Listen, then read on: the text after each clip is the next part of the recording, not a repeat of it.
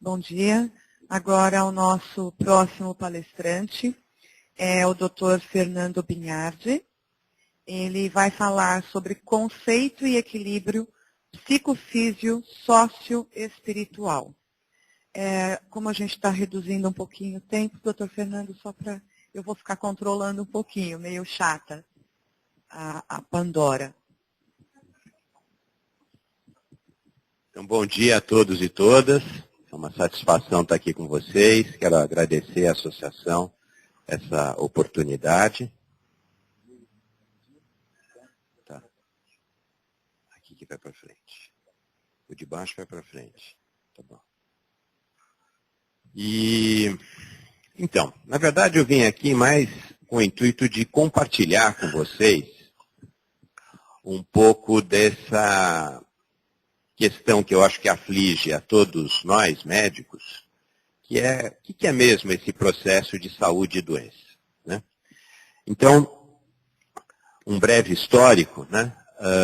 Por volta de 95, nós fomos convidados pelo então reitor da Unifesp a voltar para a escola. Eu fui formado aqui em 1980, a Cari foi meu calouro, e a gente depois saiu pelo mundo aí procurando respostas, né? Estudei na Dinamarca, estudei nos Estados Unidos, e daí o Hélio nos solicitou, doutor Hélio, então reitor, nos solicitou que trouxéssemos a questão da homeopatia para a Universidade Federal de São Paulo.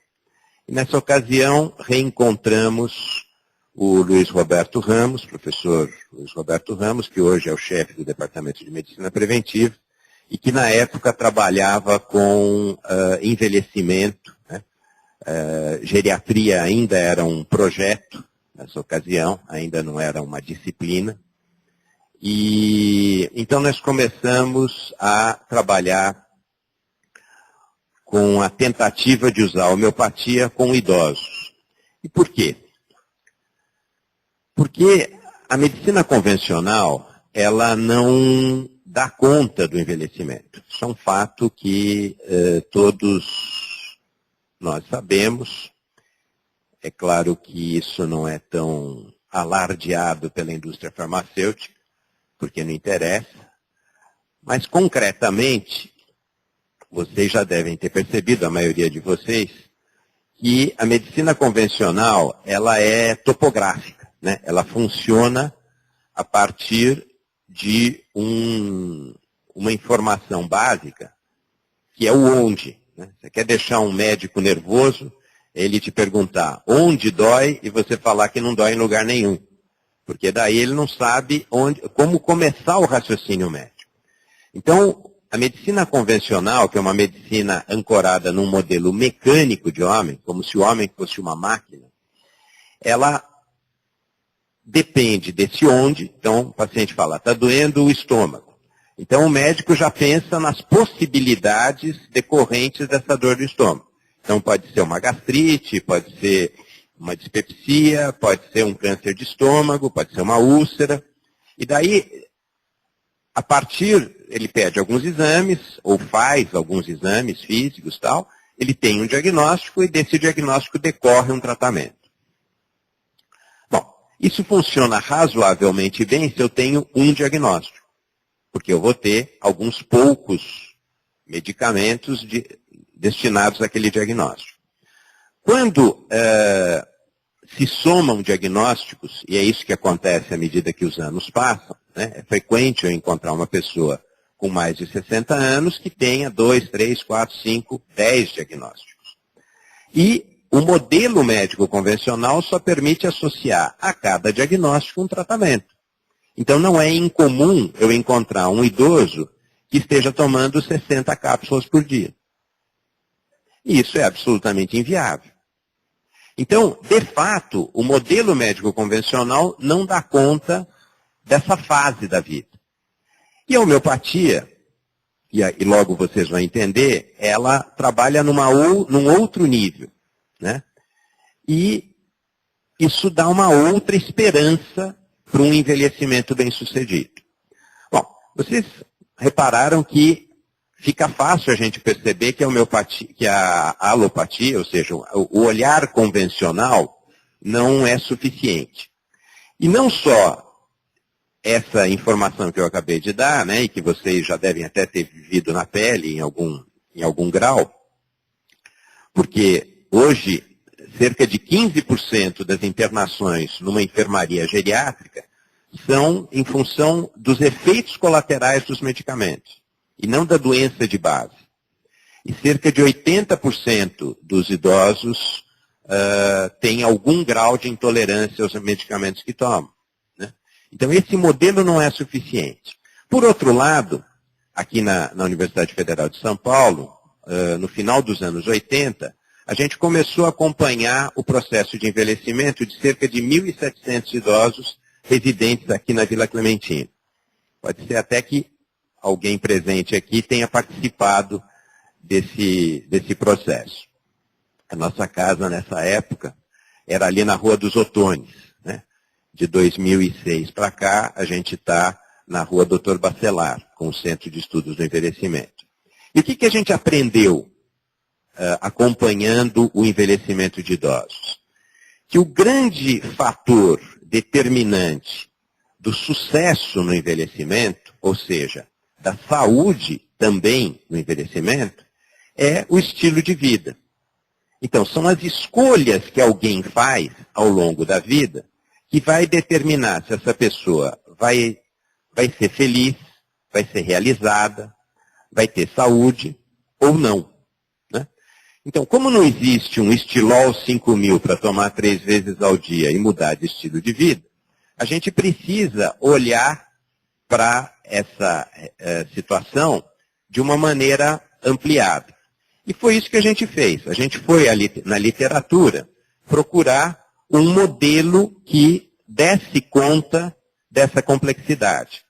E o modelo que nós encontramos foi este daqui, que em breve deve... Onde que eu tenho que apontar? Estou apontando para tudo aqui. Não vai. Isso. Esse modelo, criado pelo professor Amit Goswami, que é um professor de física quântica da Universidade de Oregon. E nós fizemos uma pequena mudança que eu vou falar na sequência. Então a gente pode ir passando, só para ir compondo o modelo. Então ele começa com uma dimensão física, que pode ser reconhecida pelas sensações, como por exemplo pela dor, uma dimensão metabólica, que compõe o terreno biológico, que no caso da doença compõe, vamos dizer, o lugar, né, ou a atmosfera onde a doença pode efetivamente acontecer, uma dimensão vital, que é reconhecida pelos nossos sentimentos, e uma dimensão mental, reconhecida pelas nossas emoções e pensamentos, e uma dimensão supramental, que pode ser reconhecida pela intuição, né? Ou pela nossa capacidade de se religar a essa dimensão supramental.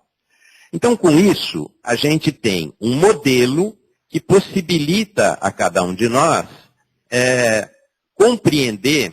E como é que faz esse? Então, a gente tem um jeito de compreender uma cascata de causalidade.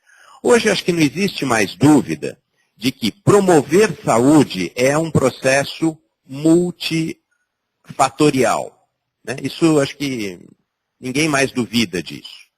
Que promover saúde é muito mais econômico do que prevenir e do que assistir.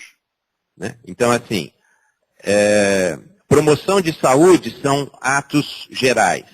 Prevenção em saúde é quando eu faço um programa para antitabagismo, por exemplo. Um programa para diabéticos. Né? Então, aí eu estou começando a fazer um modelo de prevenção.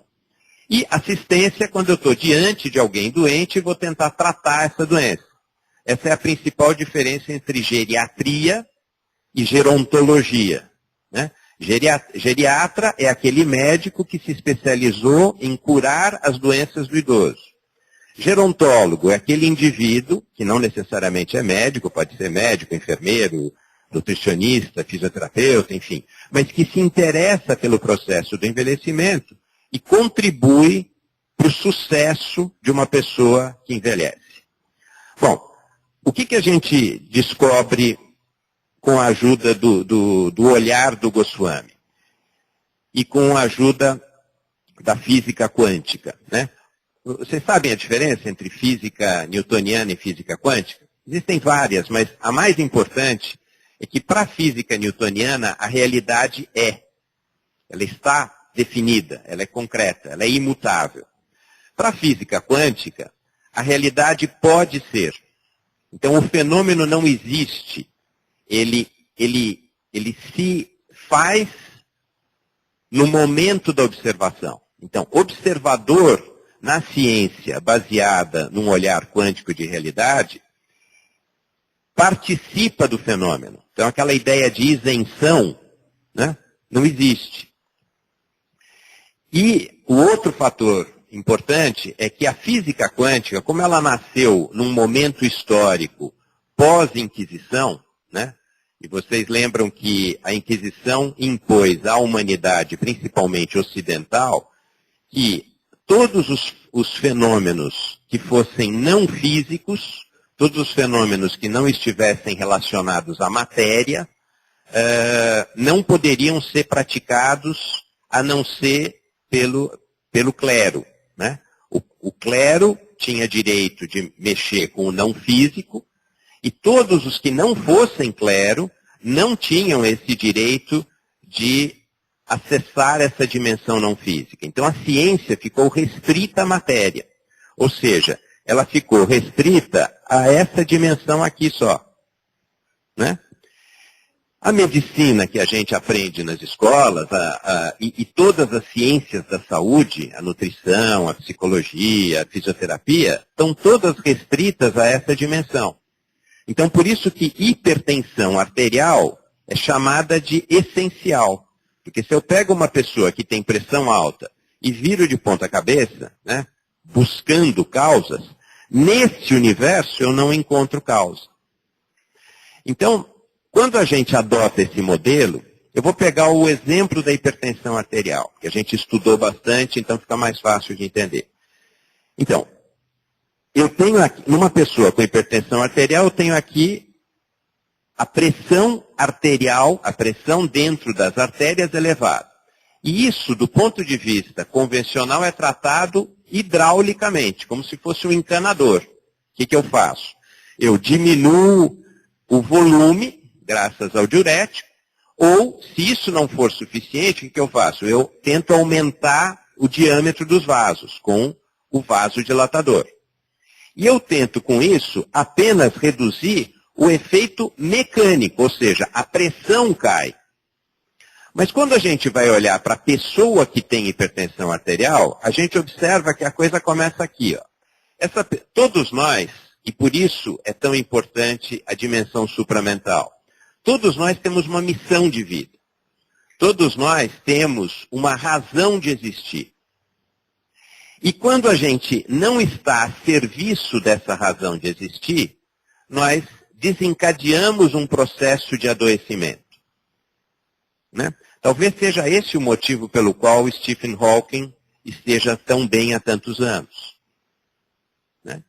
Talvez ele seja uma pessoa que se mantém fiel à sua missão de vida. Quanto mais nós nos alienarmos da nossa missão de vida, maior a oportunidade de adoecermos. Então, na hipertensão, o que acontece? A pessoa desenvolve uma atitude mental pré-ocupada. Em vez de ela viver no presente, ela passa a viver no futuro. Ela está pré-ocupada com o que vai acontecer. Se eu vou... A gente teve a oportunidade de trabalhar com executivos de uma grande companhia comercial brasileira, e lá todos eles já acordavam pré-ocupados com a meta de venda.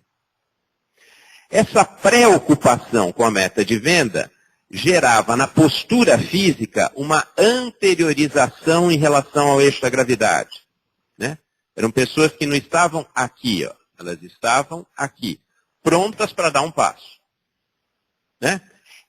Sem a menor noção disso. Não é que eu chegava e falava, onde está o seu corpo? Ah, eu estou aqui. Não, ele achava que estava reto. Mas ele estava anteriorizado em relação ao eixo da gravidade. À medida que essa anteriorização se faz presente, existe uma alteração na vitalidade. Essa pessoa muda o seu ritmo. Né? Ela começa a ter problemas de sono. Ela não dorme bem, ela não tem um sono reparador. E uma coisa fundamental é a perda das pausas respiratórias. A respiração normal, a respiração do bebê, por exemplo, a respiração do gato, do cachorro, é inspira, pausa, expira, pausa. A pessoa que vai desenvolver hipertensão arterial, ela perde as pausas inspiratórias. As pausas, tanto a inspiratória quanto a expiratória. Além de perder o sono reparador, né? Além de perder o seu ritmo. Daí, isso gera uma alteração no terreno metabólico. Essa pessoa passa a ter homocisteína elevada, passa a ter alterações no perfil lipídico, né?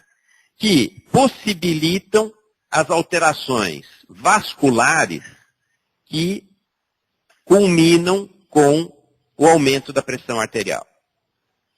Né? Então, vocês estão reparando que com esse modelo, eu tenho a possibilidade de reconhecer uma cascata de causalidade que começa aqui em cima e culmina com a doença aqui embaixo. Bom, na medida que eu reconheço isso, eu preciso de uma outra atitude científica. E essa atitude científica não é mais a disciplinaridade, né, cada um na sua, mas a transdisciplinaridade.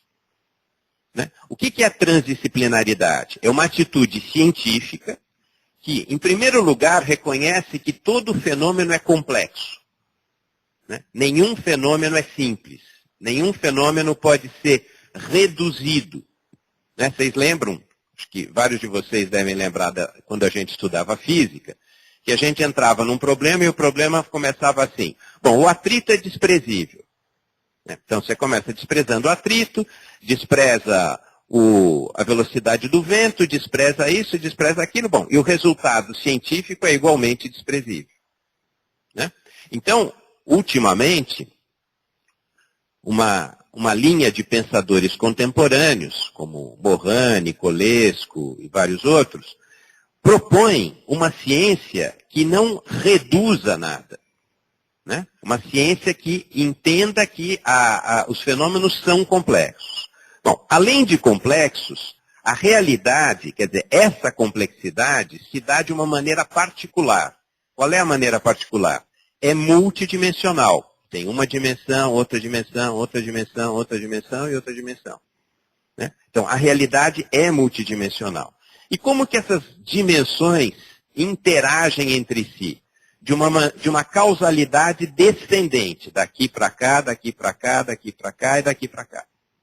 Então, existe uma ordem de causalidade. Portanto, vocês estão reparando com isso que é muito importante, né, eu trabalhar nas esferas mais superiores para conseguir resultados mais efetivos nas esferas mais materiais. E esse é o terceiro pilar da transdisciplinaridade. A transdisciplinaridade entende que eu posso ter um problema aqui. E aqui, nessa dimensão, eu não encontro solução para esse problema. Mas, se eu for na dimensão anterior, imediatamente superior, eu posso começar a encontrar soluções. Isso se chama lei do terceiro incluído. Que é uma coisa parecida com a dialética, para quem, enfim, tem essa familiaridade. Bom, o fato concreto é que, ancorados na transdisciplinaridade e usando um modelo multidimensional de homem, nós conseguimos interferindo apenas aqui, fazer sumir a hipertensão arterial aqui. Ou fazer sumir o diabetes. Que são doenças consideradas no universo da medicina restrita à dimensão material, são doenças consideradas incuráveis. E a gente está trabalhando com isso. Por exemplo, hoje nós temos um ensaio clínico usando meditação, eu já vou explicar por que meditação, em idosos de periferia, da região de São Mateus, onde com 3, 4 meses de prática de meditação 2 vezes ao dia, essas pessoas deixaram de ser hipertensas, deixaram de ser diabéticas, reduziram o seu peso naquelas que eram obesas, deixaram de ter dores, deixaram de ter insônia e assim por diante. Como? Atuando aqui. Então a gente pode continuar. Então, só um pouquinho. Então, vejam. Com esse modelo, a gente percebe que o adoecer, na verdade, começa com um conflito entre essência e circunstância, né? E vai progressivamente aprofundando. Por exemplo, um bebê, né? Quando ele encarna, quando ele se incorpora, quando essa dimensão supramental, né, se reúne com essa dimensão mais material, ele, de repente, né, nasce e se percebe dentro de uma família. Então, esse encontro pode ser suave ou pode ser traumático. Então, dependendo do grau de trauma que isso aconteça, eu já no bebê vou ter um bebê mais ou menos ansioso. Né? Esse bebê mais ou menos, essa ansiedade pode, de alguma maneira, se resolver ou não. Se ela não se resolver, ela começa a dar sintomas na vitalidade. Então, esse bebê vai dormir demais ou ter dificuldade para dormir. Ele vai ter fome ou fica só lambendo o mamilo. Né? Então, a gente já começa a ter alterações na vitalidade. Essas alterações geram uma alteração no terreno metabólico que pode culminar, por exemplo, com a assadura. Não é qualquer cocô que faz assadura. Né? Precisa ser um cocô que tenha uma alteração metabólica anterior. Né? Então, o processo de adoecer se dá da dimensão não física para a física. A cura pressupõe várias ações possíveis. Os próximos, por favor. Então, a gente pode ter, na dimensão física, a ação da medicina convencional, com todas as descobertas, enfim, todas essas inovações que vão dando instrumentos para a espécie humana lidar com a sua própria materialidade. Mas é muito importante que a gente cuide do que a gente come. Então, faz toda a diferença eu comer um alimento produzido num solo plenamente vivo, e esse alimento produzido num solo plenamente vivo alimenta a minha dimensão física e também a não física, né? Do que eu comer um alimento produzido em solo morto, com uma agricultura convencional, que mal alimenta a minha parte física. Né? E a gente vai aí para uma outra instância, que é como interferir na vitalidade. Então, a escolha do alimento, quer dizer, um alimento que tem essa dimensão vital presente, alimenta a minha dimensão vital. Né? A homeopatia, para aqueles que não têm contato, nada mais é do que um processo através do qual eu posso extrair o arcabouço informacional de uma substância. O que é isso? Com a física quântica se descobriu que vocês, acompanhando o raciocínio que eu fiz até agora, com a Inquisição, a ciência ficou restrita à dimensão material. Einstein, pouco mais de 100 anos atrás, devolve para o mundo científico a dimensão não física, a energia. Então, recuperou-se um binômio matéria-energia. Matéria vira energia, energia vira matéria. Matéria vira... Então, é um binômio, né? Yin e Yang. E a física, ao se descobrir o fenômeno quântico, se descobriu a informação. Todo par de elétrons é ligado, independente da distância, por uma qualidade informacional que é não física. Então, essa dimensão informacional que é apolar, ela está como se fosse assim, no topo de um triângulo, em que eu tenho num vértice a informação e na base o binômio matéria-energia. A homeopatia é um recurso medicamentoso que trabalha nesse nível da informação e, portanto, age nessa dimensão vital. Né? Quando eu dou eu metaforicamente falo que ser homeopata é adivinhar o nome do paciente sem ele te contar. Porque a informação precisa fazer sentido para o paciente. Então, não existe o medicamento homeopático para tratamento da esclerose lateral amiotrófica.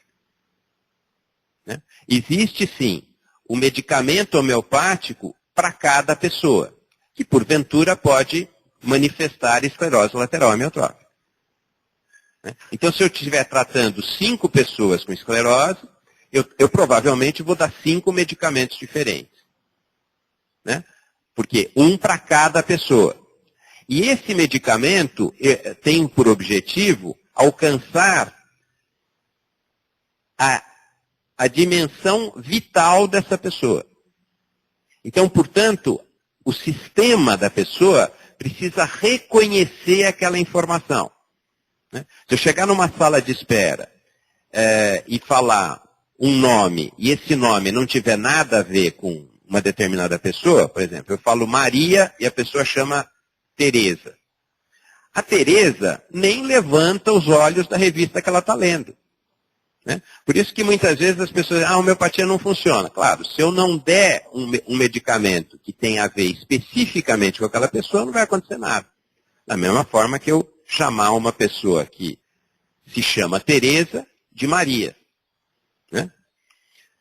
Então, aqui eu posso usar recursos como homeopatia, acupuntura, alimentos vitalizados, práticas na natureza. Então, o Acari agora há pouco falava das termas, né, que já eram usadas. Hoje a gente está trabalhando com um conceito de centros de ecologia médica, né, que são áreas onde a pessoa tem a oportunidade de se reconectar com a natureza, em ambientes naturais, em mata, etc.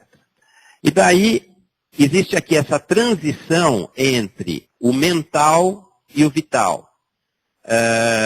Onde a pessoa manifesta no seu corpo, o nosso corpo nada mais é do que o reflexo da nossa alma, o reflexo da nossa história de vida, o reflexo de como nós fomos reagindo à vida. Né? Então, aquilo que eu estava dizendo, quer dizer, uma pessoa que está preocupada, ela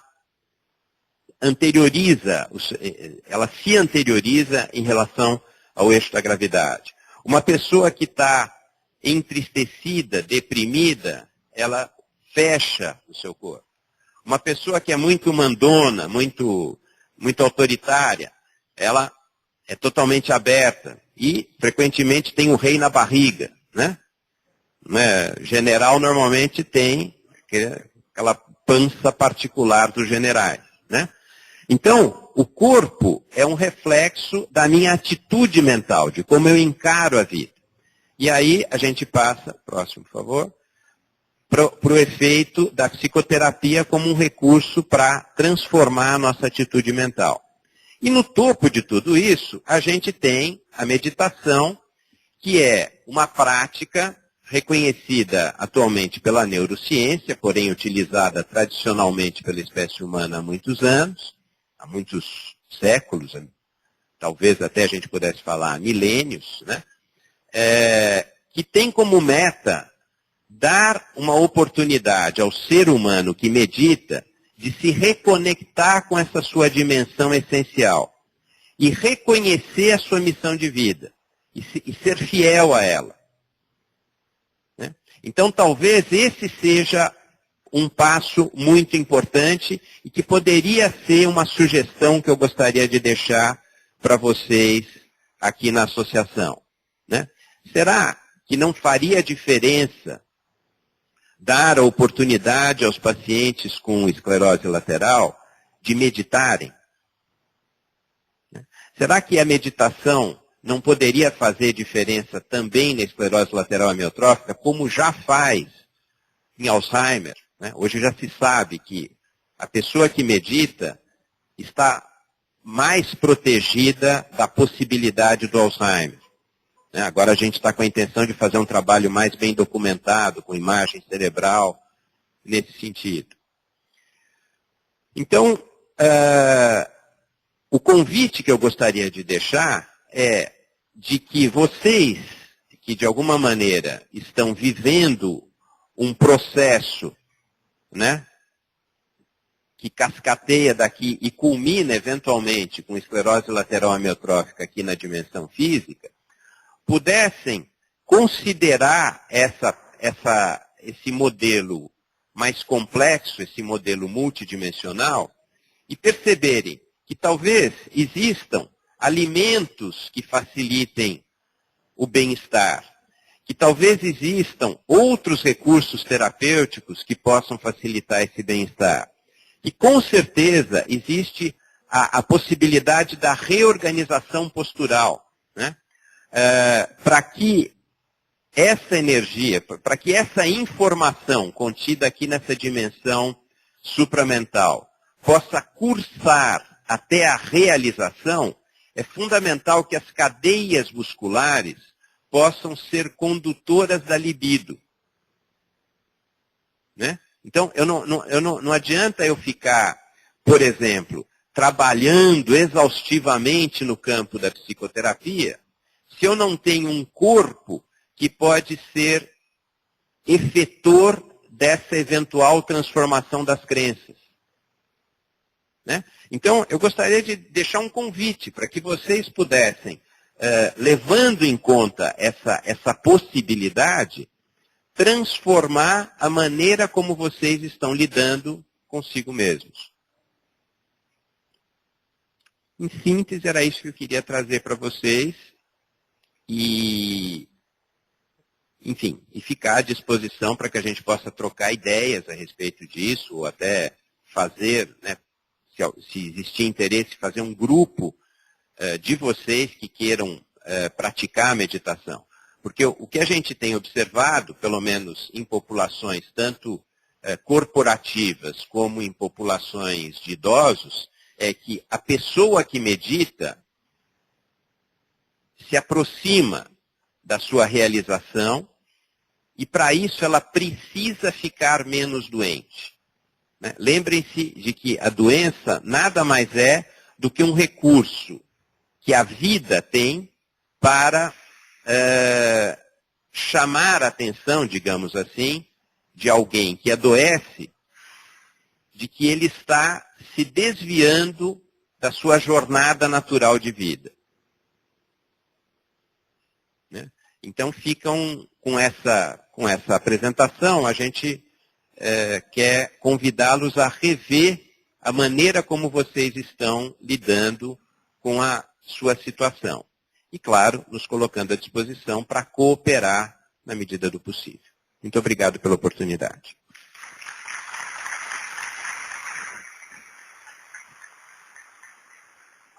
Muito obrigada, doutor Fernando.